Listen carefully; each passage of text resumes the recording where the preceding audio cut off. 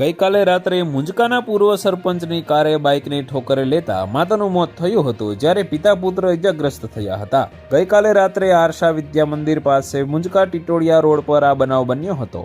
35 વર્ષીય મનુબેન પરમારને પ્રથમ રાજકોટની હોસ્પિટલ બાદમાં અમદાવાદ ખસેડાયા હતા, જ્યાં તેમનું મૃત્યુ નિપજ્યું હતું. પિતા ભરતભાઈ અને તેના 10 વર્ષીય પુત્ર યુવરાજને ઈજા થતા સારવારમાં ખસેડાયા હતા. મુંજકાનો પરિવાર ઘરેથી વાડીએ જતો હતો ત્યારે બનાવ બન્યો હતો. આ અંગે મળતી વિગત મુજબ મુંજકામાં રહેતા ભરતભાઈ પરમાર તેમના પત્ની મનુબેન અને પુત્ર યુવરાજ સાથે બાઇકમાં પોતાના ભાઈ સતીશભાઈની વાડીએ જતા હતા. દરમિયાન રાત્રે 10:30 વાગ્યા આસપાસ આર્ષ વિદ્યા મંદિર મુંજકા ટીટોળિયા રોડ પર પહોંચ્યા.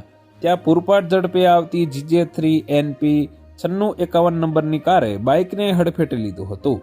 અકસ્માતમાં બાઇક સવાર માતા પિતા અને પુત્રને ઈજા થઈ હતી. બધાને સારવાર માટે ગિરિરાજ હોસ્પિટલમાં ખસેડાયા હતા, જ્યાં ભરતભાઈને પગમાં પ્લાસ્ટિક સર્જરી કરવી પડે તેવી ગંભીર ઈજા થઈ હતી.